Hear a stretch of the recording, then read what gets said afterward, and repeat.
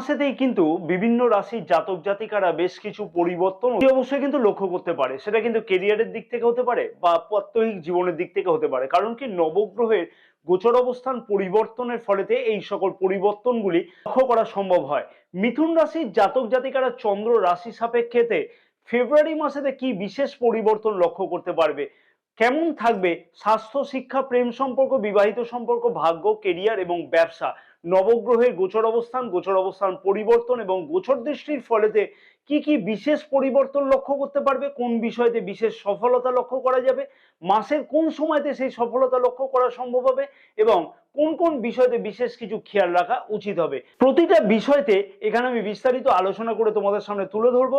আশা করছি পুরো ভিডিওটা মন দিয়ে বুঝলে প্রতিটা প্রশ্নের উত্তর কিন্তু অতি অবশ্যই পেতে লক্ষ্য করা সম্ভব হবে এবং সাথে বেশ কিছু গুরুত্বপূর্ণ টিপস থাকবে মিথুন রাশির জাতক জাতিকাদের জন্য, যা কিনা অতি অবশ্যই ফেব্রুয়ারি মাসেতে পালন করা উচিত। তাতে কিন্তু গ্রহের যে দুষ্প্রভাবগুলো পড়তে লক্ষ্য করা যাবে সেইগুলি থেকে মুক্তি পাওয়া সম্ভব হবে। নমস্কার প্রিয় দর্শক বন্ধুগণ, আমি শ্রী পরাশর তোমাদের সকলকে জানাই সাদর অভ্যর্থনা তোমাদের এই প্রিয় channel the direction of destiny. আশা করছি প্রিয় দর্শক বন্ধুগণ সকলে তোমরা বেশ ভালোই আছো। ভিডিও শুরুর পূর্বেই বলবো, যদি আমার সাথে কেউ পরামর্শ গ্রহণ করতে চাও তাহলে উপরে যে নাম্বার দেওয়া আছে সেই নাম্বারেতে হোয়াটসঅ্যাপে মারফতে বুকিং করাতে পারো। এই সার্ভিস কিন্তু পেইড সার্ভিস। নবগ্রহের গোচর অবস্থান চন্দ্র রাশি অনুযায়ী ফেব্রুয়ারি মাসের প্রথম দিকেতে থাকবে ঠিক এই প্রকারেতে। রাশির চতুর্থ ভাবেতে কেতু গ্রহ গোচর অবস্থান করছে, রাশির সপ্তম ভাবেতে শুক্র এবং মঙ্গল গ্রহ, অষ্টম ভাবেতে রবি এবং বুধ গ্রহ, নবম ভাবেতে শনিদেব, দশম ভাবেতে রাহুদেব, একাদশ ভাবেতে দেবগুরু বৃহস্পতি গোচর অবস্থান করছে। যে সকল গ্রহগুলি তাদের গোচর অবস্থান পরিবর্তন করবে ফেব্রুয়ারি মাসে সেগুলো হচ্ছে 5ই ফেব্রুয়ারি মঙ্গলদেব ধনু রাশি থেকে মকর রাশিতে প্রবেশ করবে, 13ই ফেব্রুয়ারি রবিদেব মকর রাশি থেকে কুম্ভ রাশিতে প্রবেশ করবে, 12ই ফেব্রুয়ারি শুক্রদেব ধনু রাশি থেকে মকর রাশিতে প্রবেশ করবে। প্রথমে দেখে রাখবো যে স্বাস্থ্য কিরকম থাকবে মিথুন রাশির জাতক জাতিকাদের ফেব্রুয়ারি মাসেতে। রাশির প্রথম ভাব থেকেই কিন্তু আমরা স্বাস্থ্যের বিচার করে থাকি।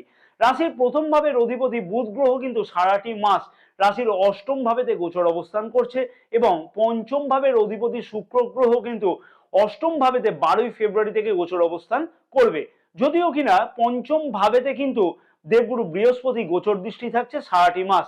বুধ গ্রহ হচ্ছে স্কিনের কারক গ্রহ, তাই অতি অবশ্যই কিন্তু রাশির অষ্টম ভাবেতে রাশির প্রথম ভাবের অধিপতি যেহেতু গোচর অবস্থান করছে সারাটি মাস, তাই স্কিন রিলেটেড কোনো সমস্যা কিন্তু মাঝে মধ্যে লক্ষ্য করা যেতে পারবে এবং ইমিউনিটি সিস্টেম নিয়ে যথেষ্ট কিছু সমস্যা কিন্তু লক্ষ্য করা যাবে। অর্থাৎ অর্থাৎ কাজে কর্মে কিন্তু মাঝে মাঝে অলসতা বেশি পরিমাণে লক্ষ্য করা যাবে। পঞ্চম ভাব থেকে কিন্তু আমরা পেটের সমস্যাকে বিচার করে থাকি, তাই 12ই ফেব্রুয়ারি পর থেকে শুক্রদেব যেহেতু রাশির অষ্টম ভাবেতে গোচর অবস্থান করবে, তাই খাওয়া দাওয়ার দিকে কিন্তু বিশেষ কিছু খেয়াল রাখা উচিত হবে, নচেত কিন্তু পেটের কোনো সমস্যা লক্ষ্য করা যেতে পারে।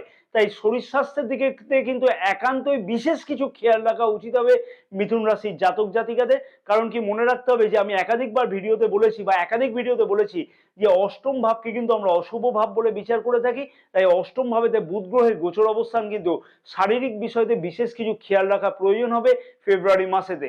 শিক্ষার্থীদের শিক্ষা জীবনটি কেমন কাটবে, রাশির পঞ্চম ভাব থেকে কিন্তু আমরা শিক্ষা জীবনকে বিচার করে থাকি। রাশির পঞ্চম ভাবের অধিপতি শুক্র গ্রহ কিন্তু কেন্দ্রে গোচর অবস্থান করছে, অর্থাৎ সপ্তম ভাবেতে গোচর অবস্থান করছে এবং রাশির প্রথম ভাবেতে কিন্তু গোচর দৃষ্টি করছে। তারপরে শিক্ষার্থীদের ক্ষেত্রে কিন্তু বেশ কিছু গুরুত্বপূর্ণ সিদ্ধান্ত নিতে লক্ষ্য করা সম্ভব, বড় কোনো পরিবর্তন করতেও কিন্তু লক্ষ্য করা যাবে। তবে 12ই ফেব্রুয়ারি আগে পর্যন্ত সেটা কিন্তু করে নেওয়া উচিত হবে। যদি কোনো পরীক্ষা থাকে 12ই ফেব্রুয়ারি আগে পর্যন্ত, সেই দিকেতেও কিন্তু বিশেষ কিছু সফলতা অতি অবশ্যই লক্ষ্য করতে পারবে মিথুন রাশির জাতক জাতিকারা। উচ্চ শিক্ষার্থীদের কাছে তো কিন্তু বেশ কিছু গোল্ডেন পিরিয়ড লক্ষ্য করা সম্ভব হবে। কারণ কি নবম ভাব থেকে কিন্তু আমরা উচ্চ শিক্ষাকে বিচার করে থাকি। নবম ভাবের অধিপতি শনিদেব কিন্তু তার মূল ত্রিকোণ রাশিতে গোচর অবস্থান করছে। তার ফলে কিন্তু উচ্চ শিক্ষার্থীদের ক্ষেত্রে তো কিন্তু বেশ কিছু গুরুত্বপূর্ণ সিদ্ধান্ত অথবা পরিবর্তন করবার জন্য বড় কোনো সিদ্ধান্ত নেওয়া সম্ভব হবে। তবে একান্তভাবে একটা কথা আমি বলবো যে যা কিছু বড় সিদ্ধান্ত নেওয়া সেগুলি কিন্তু 12ই ফেব্রুয়ারি আগে পর্যন্ত নেওয়া উচিত। কারণ কি পঞ্চম ভাবের অধিপতি কিন্তু অষ্টম ভাবেতে গোচর অবস্থান করবে, যার ফলে 12ই ফেব্রুয়ারি পর থেকে কিন্তু শিক্ষার বিষয়ে মনের মধ্যে বেশ কিছু চঞ্চলতা লক্ষ্য করা সম্ভব হবে বা লক্ষ্য করা যাবে। কিন্তু প্রেম সম্পর্কটি কেমন কাটবে ফেব্রুয়ারি মাসে মিথুন রাশির জাতক জাতিকাদের? রাশির পঞ্চম ভাব থেকে কিন্তু আমরা প্রেম সম্পর্ককে বিচার করে থাকি। পঞ্চম ভাবের অধিপতি কিন্তু রাশির সমসপ্তমে অর্থাৎ কেন্দ্রে গোচর অবস্থান করছে এবং রাশির প্রথম ভাবেতে কিন্তু গোচর দৃষ্টি করছে। তোমার যে পার্টনার থাকবে না, পার্টনারের মধ্যে কিন্তু যথেষ্ট রোমান্টিকতা থাকবে, তোমাকে কিন্তু বিভিন্নভাবে প্রপোজ করবার চেষ্টা করবে, তোমাকে চেষ্টা করবে যে বিভিন্নভাবে আশেপাশে কোথাও ঘুরতে নিয়ে যাওয়া বা তোমার মন মতন কাজ করা ইত্যাদি কিন্তু লক্ষ্য করা যাবে। কিন্তু একটা কথা মনে রাখতে হবে, বুধ গ্রহে দ্বাদশ ভাবেতে কিন্তু শুক্রদেব গোচর অবস্থান করবে 12ই ফেব্রুয়ারি আগে পর্যন্ত বা 12ই ফেব্রুয়ারি পর্যন্ত, যার ফলে কিন্তু সেই রকম ভাবে তোমার কাছ থেকে কিন্তু একটা সেরকম ভাবে কিছু রেসপন্স পাবে না, যার ফলে কিন্তু প্রেম সম্পর্কের মধ্যে অকারণেতে কিন্তু মতবিরোধ মতপার্থক্য লক্ষ্য করা যাচ্ছে। এবং 12ই ফেব্রুয়ারি থেকে শুক্রদেব কিন্তু রাশির অষ্টম ভাবেতে গোচর অবস্থান করবে, যার ফলে কিন্তু প্রেম সম্পর্কের মধ্যে অযথা বেশ কিছু সমস্যা সৃষ্টি হতে লক্ষ্য করা যাচ্ছে। তাই প্রেম সম্পর্কের মধ্যে একটা কথাই বলা চলে যে 60% মতো কিন্তু ভালো লক্ষ্য করা যাচ্ছে, তবে প্রেম সম্পর্কের মধ্যে সেই রকম একটা খুব বেশি উন্নতি বা সেই রকম ভাবে যে তালমিল আন্ডারস্ট্যান্ডিং এ বন্ডিং সবকিছু দুর্দান্ত থাকবে সেটা কিন্তু একদমই বলা যাচ্ছে না। বিবাহিত সম্পর্কটি কেমন কাটবে মিথুন রাশির জাতক জাতিকাদের? রাশির সপ্তম ভাব থেকে কিন্তু আমরা বিবাহিত সম্পর্ককে বিচার করে থাকি। সপ্তম ভাবের অধিপতি দেবগুরু বৃহস্পতি কিন্তু রাশির একাদশ ভাবেতে গোচর অবস্থান করছে এবং কোথায় গোচর দৃষ্টি করছে? রাশির সপ্তম ভাবেতেই গোচর দৃষ্টি করছে। তোমার লাইফ পার্টনার যদি কোনো কেরিয়ারের দিক থেকে যদি কোনো কাজেতে থাকে, তোমার লাইফ পার্টনারের কেরিয়ারের দিক থেকে কিন্তু যথেষ্ট কিছু উন্নতি অতি অবশ্যই কিন্তু লক্ষ্য করা সম্ভব হবে। তোমার লাইফ পার্টনারের একাধিক কোনো স্বপ্ন বাস্তবায়ন হবারও কিন্তু সম্ভাবনা ফেব্রুয়ারি মাসেতে লক্ষ্য করা যাচ্ছে। বিবাহিত জীবনের মধ্যে মোটামুটি বলা চলে যে দুর্দান্ত বলা যাবে, কিন্তু একটা কথা মনে রাখতে হবে, রাশির প্রথম ভাবের অধিপতি গোচর অবস্থান কিন্তু অষ্টম ভাবেতে, তাই শারীরিক অবস্থা খানিকটা খারাপ হওয়ার জন্য বিবাহিত জীবনে খানিকটা অসুবিধা লক্ষ্য করা যেতে পারে। তবে সেই অসুবিধাটুকুকে যদি নিজেরা যদি অ্যাডজাস্টমেন্ট করে চালানো যায় তাহলে কিন্তু বিবাহ সম্পর্কের মধ্যে যথেষ্ট কিছু গুরুত্বপূর্ণ উন্নতি অতি অবশ্যই লক্ষ্য করা সম্ভব। অবিবাহিতদের ক্ষেত্রে কিন্তু বিবাহ যোগও লক্ষ্য করা যাচ্ছে ফেব্রুয়ারি মাসেতে। তাই বিবাহ ক্ষেত্রতে একটা কথাই বলা চলে যে নিজেদের মধ্যে তালমিল আন্ডারস্ট্যান্ডিং বন্ডিং সবকিছু কিন্তু দুর্দান্ত থাকবে। খানিকটা নিজেকে অ্যাডজাস্টমেন্ট করে চললে তাহলে কিন্তু আরো বিবাহিত সম্পর্ক উন্নত হতে অতি অবশ্যই লক্ষ্য করা সম্ভব হবে। এবার আসবো সব থেকে গুরুত্বপূর্ণ বিষয়, এবং সবার কিন্তু প্রশ্ন থাকে এই বিষয়তে যে ভাগ্য, কেরিয়ার এবং ব্যবসা সম্পর্কে সবার প্রশ্ন থাকে। সবার প্রশ্নের উত্তর হচ্ছে রাশির নবম ভাব থেকে আমরা ভাগ্য এবং দশম ভাব থেকে কিন্তু আমরা কেরিয়ারের বিচার করে থাকি। নবম ভাবের অধিপতি শনিদেব এবং দশম ভাবের অধিপতি দেবগুরু বৃহস্পতি। ভাগ্যাধিপতি কিন্তু যথেষ্ট গুরুত্বপূর্ণ স্থানেতে গোচর অবস্থান করছে, অর্থাৎ শনিদেব তার মূল ত্রিকোণ রাশিতে কিন্তু গোচর অবস্থান করছে, যার ফলে কিন্তু ভাগ্য সব বিষয়তে কিন্তু স্বাদ পেতে লক্ষ্য করা যাবে অতি অবশ্যই মিথুন রাশির জাতক জাতিকাদের চন্দ্র রাশি অনুযায়ী। আমার জানা নেই যে জন্মকুণ্ডলিতে কি আছে না আছে, তবে একটা কথাই বলা যেতে পারে যে ভাগ্যাধিপতি কিন্তু যথেষ্ট সহায়ক। অতি অবশ্যই কিন্তু চেষ্টা করলে সমস্ত কাজেই কিন্তু সফলতা লক্ষ্য করা সম্ভব। তবে শনি মানে হচ্ছে শনয় শনয়, অর্থাৎ আস্তে আস্তে ধীরে ধীরে, হঠকারীদের সাথে কোনো কিন্তু কাজ করলে চলবে না। যে কাজে সফলতা মনে হবে যে আসতে পারা যায় সেই কাজে যদি ঠিক মতো করে যদি ফোকাস করা যায় তাহলে কিন্তু সফলতা অতি অবশ্যই কিন্তু আসতে লক্ষ্য করা সম্ভব হবে। অতি অবশ্যই একটা কথাই বলবো, যে সকল জাতক জাতিকা বড় কোনো ইনভেস্টমেন্ট করতে চাইছে তাদের ক্ষেত্রে তো ভাগ্য যথেষ্ট সহায়ক বলা চলে। যদি কোনো পার্টনারশিপ ব্যবসা শুরু করতে চাইছো বা শুভ অথবা মাঙ্গলিক কাজ করতে চাইছো তাদের ক্ষেত্রে তো ভাগ্য যথেষ্ট পরিমাণে সহায়ক। অতি অবশ্যই প্রচেষ্টা করে যাওয়া উচিত মিথুন রাশির জাতক জাতিকাদের, তাতে কিন্তু ভাগ্য যথেষ্ট পরিমাণে সহায়ক হতে লক্ষ্য করা যাচ্ছে ফেব্রুয়ারি মাসেতে। বিশেষ গুরুত্বপূর্ণ কোনো বড় সিদ্ধান্ত নেওয়া, পার্টনারশিপ ব্যবসা তৈরি করা, নতুন ব্যবসা শুরু করা অথবা কোনো যাত্রা করা, কোনো মিটিং অ্যাটেন্ড করা ইত্যাদি ক্ষেত্রে কিন্তু ভাগ্য দেব যথেষ্ট কিন্তু সহায়ক হতে লক্ষ্য করা যাচ্ছে মিথুন রাশির জাতক জাতিকাদের ক্ষেত্রে ফেব্রুয়ারি মাসেতে। কেরিয়ারের দিক থেকে বলবো যে রাশির দশম ভাবের অধিপতি কিন্তু একাদশ ভাবেতে গোচর অবস্থান করছে এবং দশম ভাবেতে কিন্তু রাহুদেব গোচর অবস্থান করছে। মিথুন রাশির জাতক জাতিকাদের ক্ষেত্রে কেরিয়ারের দিক থেকে আমি একটা কথা আমি জিজ্ঞাসা করতে চাইছি, কোন কোন মিথুন রাশির জাতক জাতিকারা কেরিয়ারের দিক থেকে কি কি পরিবর্তন লক্ষ্য করতে পেরেছো অতি অবশ্যই কিন্তু কমেন্টস করে জানাতে কিন্তু একদমই ভুলবে না। তোমার কমেন্টসের উপর ভিত্তি করে কিন্তু অনেকে ইন্সপায়ার হবে অতি অবশ্যই। কারণ কি দশম ভাবেতে রাহুদেবের গোচর অবস্থান মানে হচ্ছে কোনো না কোনো ভাবে কেরিয়ারের দিক থেকে পরিবর্তন অতি অবশ্যই লক্ষ্য করা সম্ভব হবে। অতি অবশ্যই দশম ভাবের অধিপতি একাদশ ভাবেতে দেবগুরু বৃহস্পতি গোচর অবস্থান কিন্তু যথেষ্ট কিন্তু সহায়ক বলতে গেলে কেরিয়ারের দিক থেকে পদোন্নতি, পদ পরিবর্তন ইত্যাদি দিক থেকে কিন্তু যথেষ্ট পরিমাণে সহায়ক। নিজের স্বপ্ন কিন্তু বাস্তবায়ন হতে লক্ষ্য করা সম্ভব হবে।